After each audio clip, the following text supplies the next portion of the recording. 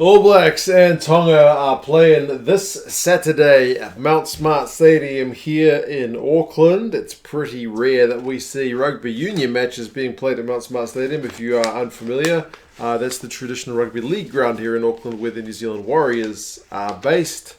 So yeah, it's a bit of an unusual one, but I guess they are trying to get some of the Pacific connection because Tonga, especially, have had really good crowds for their rugby league team when playing in Auckland at Mount Smart in recent years. So I guess that's what New Zealand rugby is going for there, because it's not that far from Eden Park to Mount Smart. I guess Auckland's not that big a city, but anyway, we'll go through the two teams, the All Blacks and Tonga. It's on at 7:05 tomorrow night, Saturday night. Here in New Zealand. It's predicted to be a pretty one-sided one, but we'll get to the predictions at the end as we go through the squads. In terms of the recent history, the last game they played was in 2019. It was a Rugby World Cup warm-up game down in Hamilton. I went to that game and it was an absolute hiding. It was a really, really big old hiding. It was 92 points to 7. Which is, it was pretty painful to watch by the end. As fun as it is to watch the All Blacks score and tries, it was just a pretty lopsided one. And if anything, judging by the two lineups, the Tongan team back then seemed to be stronger than this one. You could argue the All Blacks were stronger as well, but I would say, again, just at a glance, the difference seems to be pretty marked for the Tongan side. But anyway, for the All Blacks, they've picked Tuipulotu, Coles and Tyrel as their front row, which is a kind of good move, I guess, because Tuipulotu and Tyrel, whilst not newbies to the All Blacks camp, could certainly use a bit more international experience. And Coles is your kind of veteran guy there. Interesting that Aumua is chosen as the backup hooker. I definitely think he's the one guy between the three guys they've chosen who absolutely needs more time in the black jersey. You got Coles, who's into his 30s, Taylor's 30. And then you're falling off a cliff until you get to Aumua, who's got like one cap for the All Blacks. He absolutely needs more caps if he is to be the third guy. Remember, they've gone through Coltman and several other guys, Harris and whatnot, throughout the years. So if Aumua is going to be the guy, he needs to have more minutes. That's good to see him on the bench. Barrett will get his debut, and Lomax will come on as the front row cover as well. Lomax is the guy who needs to put his hand up this tournament, and Barrett, congrats to him when he comes on. He'll get his first All Blacks cap. The locks, it's Barrett and Whitelock, who is captain. That's a pretty solid Crusaders looking locking pairing there. There's no Retallick in the squad for this one. They must be kind of easing him back into it because Tuipulotu is your man on the bench, and then your Lucy's Akira Ioane is at 6, Dalton Papalii is at 7, so Blues combo at 6 and 7, plus Luke Jacobson is at number 8, and he had a pretty cracking Chiefs campaign, and this team's got a fair few Chiefs in it actually. Tyrel, Jacobson, Weber, McKenzie, Tupaea, there's a bunch of Chiefs, so the Chiefs connection is pretty strong with this one. But it's good. It's not traditional. Ioane, Papalii, and Jacobson are all guys in, I think, single-digit caps. I haven't checked up the actual amount of caps they got, but none of them are all that experienced.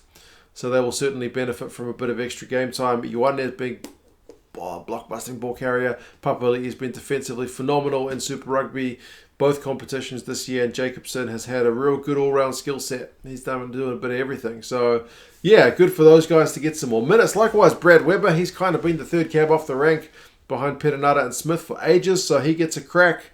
And Mo'unga is there at 10. I'm glad he gets the first dibs at the number 10 jersey because he is the guy who's in New Zealand. I know Bodie's back from Japan, and you can't punish Bodie for doing what they suggested he do by taking the sabbatical to earn some coin. But I still think Mo'unga, based on his form and based on the fact that he's been in New Zealand, needs to have that first crack, and he gets it. Tupaea's at 12. He'll debut. Great for him. They see him as a proper number 12 going forward, seeing as that's an area maybe we're lacking a little bit with Lomax going overseas. Rieko Ioane is at 13. He's another guy who needs to have a good shift, especially defensively. We'll see how much ball the Tongans have and how much pressure he is put under, if much at all. And Bridge, Jordan, and McKenzie are the back three. So Crusaders guys on the wings, with D-Mac being there as your second playmaker and fullback.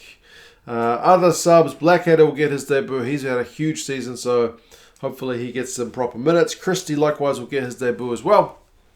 Good for him. Plus the two other Barrett brothers, Beauden and Jordie, 22 and 23 respectively. So hopefully Beauden comes on at 10, not 15 at some point, and it'll be interesting to see if Jordie comes on in the midfield or is in the back three. But anyway, we will see. It's an interesting All Black side. I'm pretty pleased that it's a good mix of experience and youth. Like, and even some of the experienced guys aren't like the most experienced guys in their position. So yeah, good to see. Now for the Tongan side, there's quite a few familiar names, but also a few not. I did read a really good article actually on Rugby Pass, which had the background of some of the maybe lesser known guys in the Tongan squad, which is a good read. If you Google it, you can definitely find that it was it went into a lot of detail about this Tongan squad, which, to be fair, could be on the end of a hiding. I hope not. And the Tongan league team is actually pretty good. And if they keep getting hidings like that by the All Blacks, then that'll push more people who are kind of casual fans into the league instead of Union for sure. But anyway, it's a mixture of guys who play Super Rugby, might attend a couple of NPC level, and then some even at club rugby level, which is a wee bit concerning. But anyway, the front row, the loose head, his name is one that I will struggle to pronounce. Nini, Nginingini. I have no idea. That one's flummoxing. I can't get that one. The loose head Duke, club player in New Zealand, has played 4 games in the NPC. That's the highest level he's gotten to. Moley plays for Tasman. He gets his debut. Both those guys are on debut. And then Puafisi is the kind of veteran guy. He's been back to the 2011 Rugby World Cup as a tight head. So scrum time will be interesting with 2 guys on debut. Dan Lolo and Zane Papalii are your locks. Papalii is usually a loose forward, plays for the Chiefs in Super Rugby, and Lolo is a club rugby player, I think down in Dunedin. So yeah, a bit of a mixture of fully professional and not so much. Lucy's Kafotolu, Funaki, and Tuipulotu. That's Sione Tuipulotu. He's an NPC player, plays for Auckland, 23 years old. Funaki, also NPC player. And Kafotolu, also NPC. So you got 3 guys who've kind of gotten to that 3rd tier of rugby here in New Zealand. If All Blacks is the tier 1, Super Rugby's tier 2. I mean, you're up against Akira, Dalton, and Luke. It looks to be a long day at the office, but I hope these guys are fired up because all 3 of them are making their debuts. What a time to be doing against the All Blacks, but man, if you're going to lift against the team, you need to do that against the All Blacks.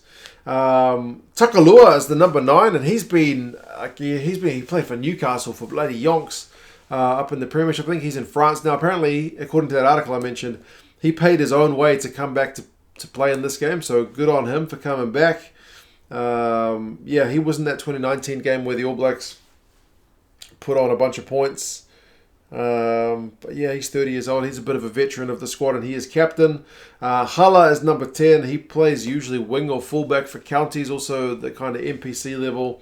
Foliaki and Inisi are your 12 and 13 combo. That's again 2 guys who play at the NPC level. And then Latu, Saumaki, and Faiva are the back 3. Faiva played in that 2019 game. I think he was on the bench for that one.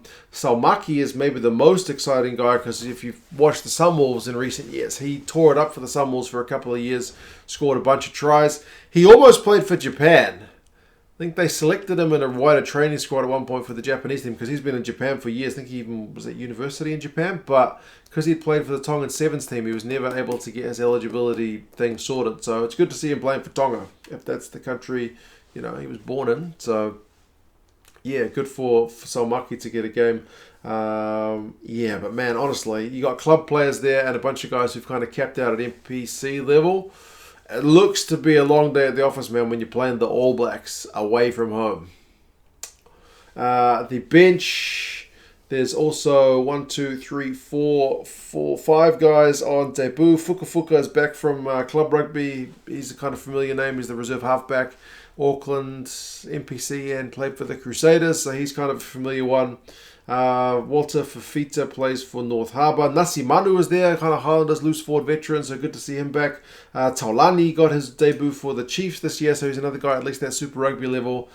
It is a 6-2 split for the Tongans on the bench. Obviously, they reckon the forward battle will be an interesting one, but everything on paper, man, says this is going to be a long day at the office. I know a lot of these guys real loosely from watching the Mitre 10 Cup, and some of them are totally new names to me, like the loose heads prop, whose apologies name I can't even attempt. It's baffling to my brain. But some guys like Saumaki, pretty familiar, but yeah, Takalua. Doesn't look like the team's in a great place, but we'll see. I mean, hopefully, when you play for your country, that'll give you a natural lift. But the bookies are saying 79 points is going to be the margin for the All Blacks. 79 points, which would be pretty brutal. Rugby Forecast algorithm says 49. I think if Tonga can keep it within 50, they'll be doing pretty well, just based on these lineups. But yeah, obviously fascinated to see how the All Blacks go. A bunch of new combinations. Ian Foster has kind of, decided to experiment a bit, which is the good news. Number 2 up against number 13 in the world. Honestly, man, it looks like it's going to be an absolute hiding. And as I said, when I went to that game, yeah, it gets a bit bad after a while. But as I said, fingers crossed these guys from Tonga put their hands up. I know it's not been the easiest prep for them. There's probably a bunch of guys who weren't available with the whole COVID thing as well, so it could be a stronger side, but unfortunately it's a mix. But again, good opportunity for some of these guys, once in a lifetime maybe, for some of them to play the All Blacks. If there's a better reason to stand up and fight, I don't know what there would be. So yeah, good luck to them. Hopefully it's not as bad as the bookies make it out to be. But anyway, you guys let me know your thoughts. If you are keen and you think you know how these games are going to go, join the Super Brew prediction pool. I'll put a comment in the video. I'll pin a comment. You just predict which team you think is going to win and the margins. And then at the end of the thing, we see who's kind of the best at predicting the scorelines. But anyway, yeah, cheers guys. And I'll talk to you again soon. See you later.